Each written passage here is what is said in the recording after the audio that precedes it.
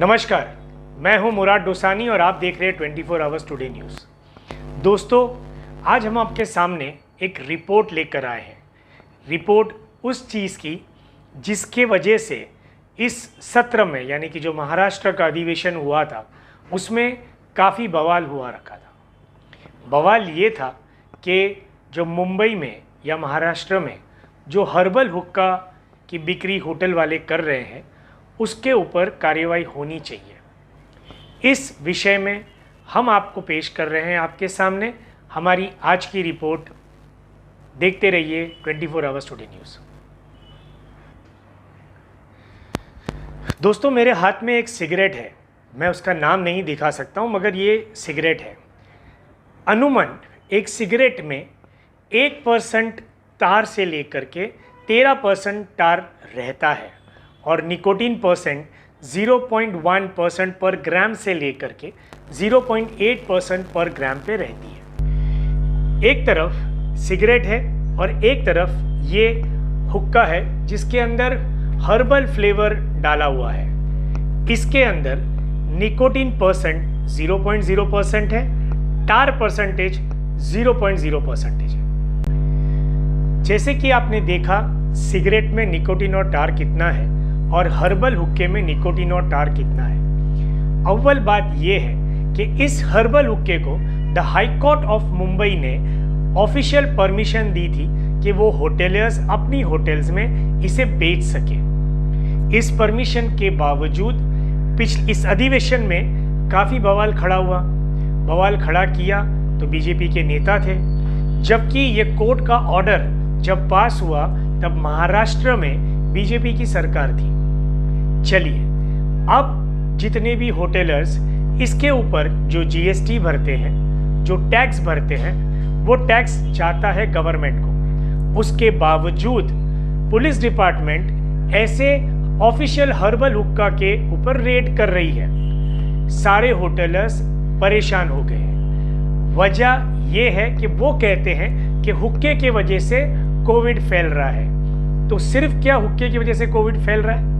क्या सिगरेट की वजह से कोविड नहीं फैल रहा? सेकेंडली, अगर आपने एक 18 साल के बच्चे को द राइट टू वोट दिया है, तो उसका क्या ये अधिकार नहीं है कि वो अपनी लाइफ में ड्रिंक करना चाहता है या सिगरेट पीना चाहता है या हर्बल हुक्का करना चाहता है?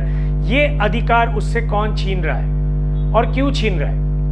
हम हुक्के के फेवर में नहीं है।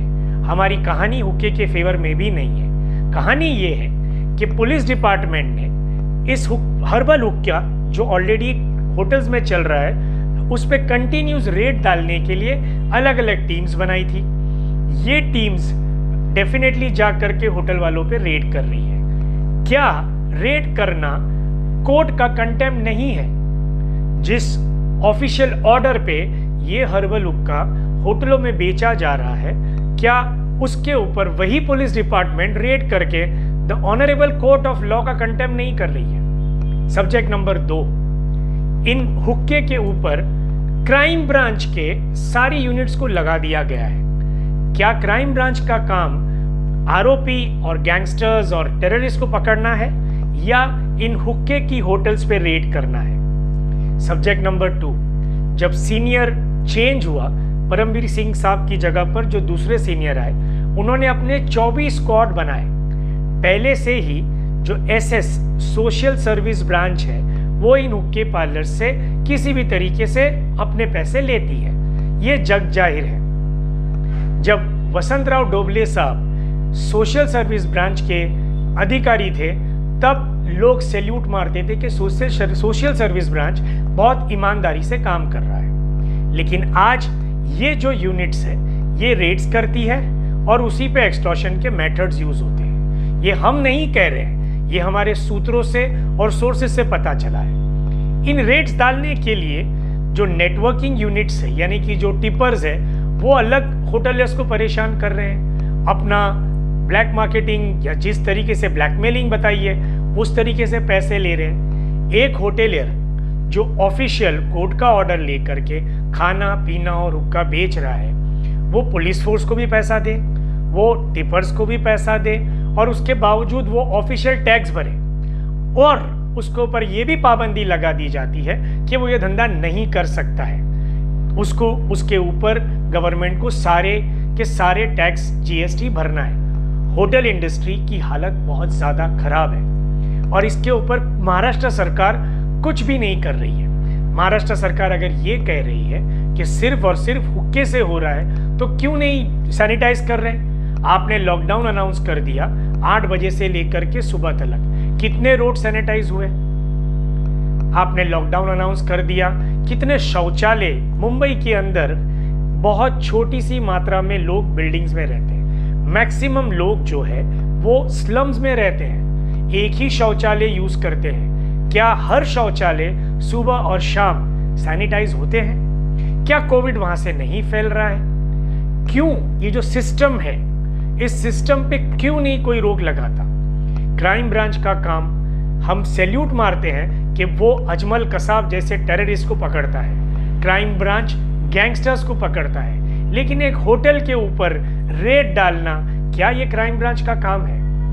एक नंबर की यूनिट दूसरे जगह पे जाती है, दूसरे नंबर की यूनिट दूसरी जगह पे जाती है। क्या हमारे जो नए सीपी साहब हैं उनको अपने डीसीपी रैंक के ऑफिसर्स पे भरोसा नहीं है? क्या वो उनसे नहीं कह सकते कि टोबैको बेचने वाले जितने भी हुक्का पार्लर्स हैं या जो होटल्स हैं उन पे सख्त से सख्त कार्रवाई करो? बिल्कुल होनी चाहिए, because that has not been prohibited, that has been not been allowed sorry by the honourable court of law.